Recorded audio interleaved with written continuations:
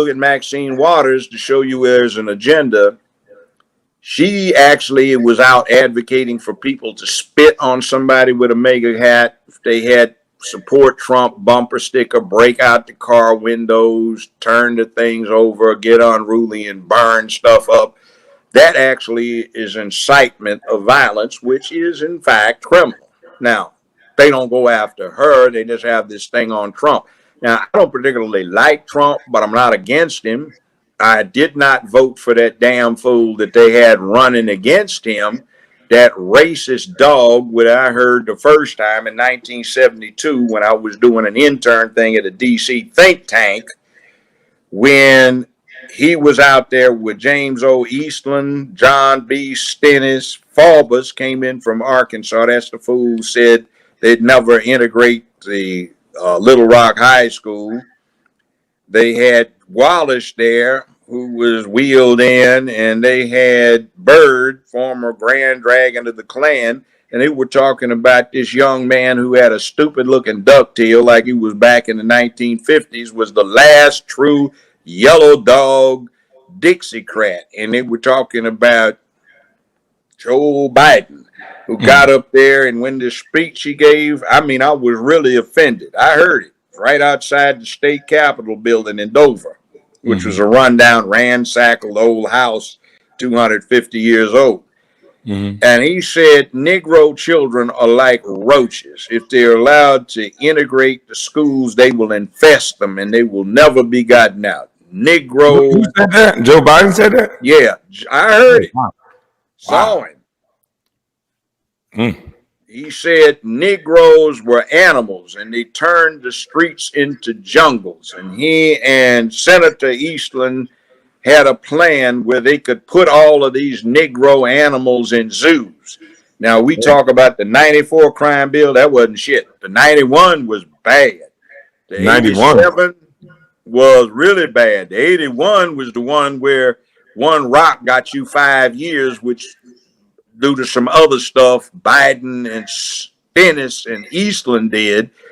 It wasn't 5 years with parole. They abolished federal parole. So you get 5 years, you get 60 months, and you get released with all good and honor time at 56 months from federal custody.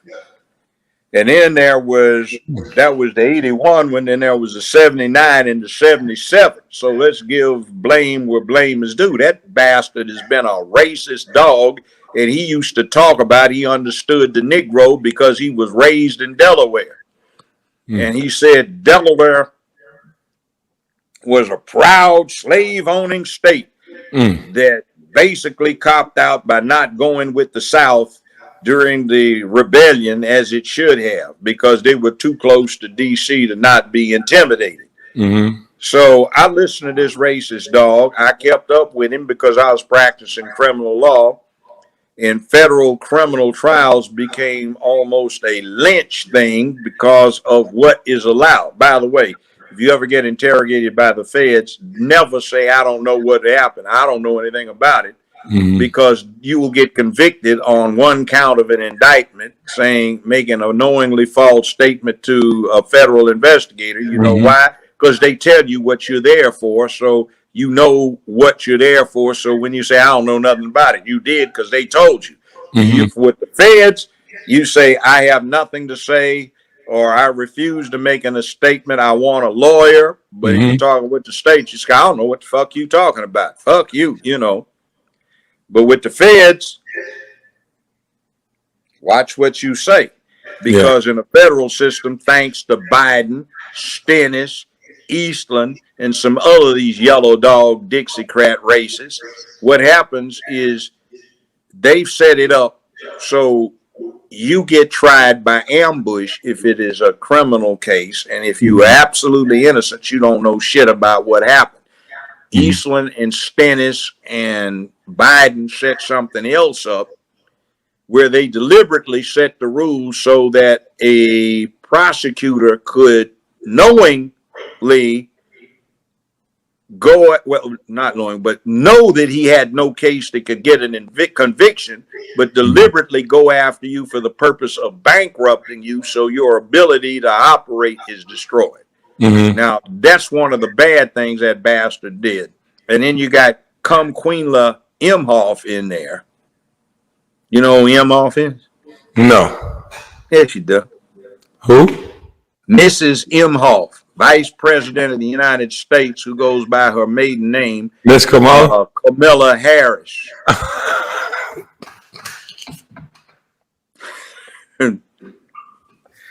She's got 2 Jewish children she adopted. She married a Jewish husband who's got a interesting. I'm scared to talk about Kamala Harris. I'm gonna let you have that one. No, she's a witch, and she is a corrupt witch. She's been corrupt her whole life, and she fucked her way to the top. Oh, Lord. They used to detail this witch in the LA Times with her sexual escapades. She fucked damn near everybody trying to get up. She used to be a frat hoe when she was at Howard. And she ain't black.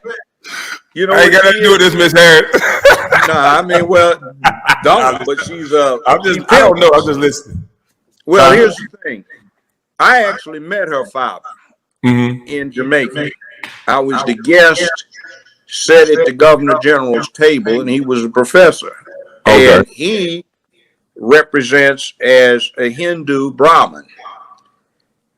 He admittedly has some Irish in him. All right. The person that Kamala Harris is saying is her black great-grandmother is, in fact, according to Daddy, in an article he wrote, which has now been cleaned up on the online edition of that magazine, was a Hindu house servant, not a black woman. So her mother is listed on her birth certificate as Caucasian, even though she's dark. But she's a Hindu Brahmin Tamil caste. Now, interestingly, do you know what the anthropological name is for what Kamala Harris and her parents are? No, sir.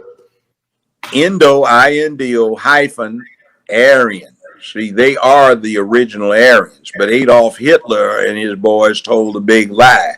The blonde-haired, blue-eyed Aryans from the far north did not exist, never existed. They were the dark to swarthy to paper bag brown, dark-eyed, dark, coarse-haired Indo-Aryans from India. Those actually settled Germany, and some other people came in from the steppes that lightened everything up a bit.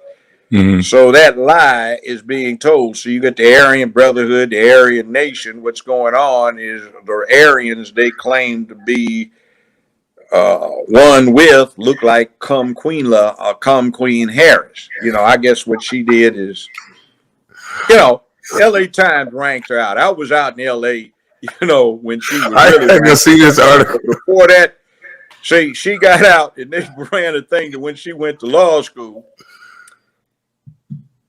Willie Brown, that was his mistress. They used to have guards. I heard about that, though. Where they had one I loved. It was a scene, Willie Brown sitting behind a desk with his tongue hang out and Kamala is raising up after doing him, you know.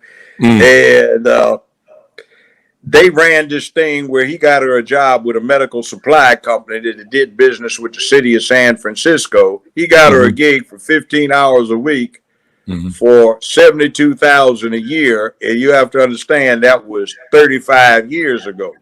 And then when they carried a thing where she moved up to 20 hours a week, she getting paid $120,000 for a part-time gig, and he bought her a 750i BMW.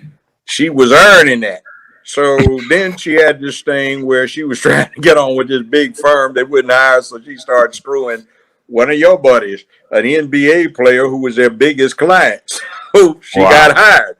So then they ran a scandal sheet on her where she was trying to get on with the DA's office, so she started screwing the deputy chief DA to get on. So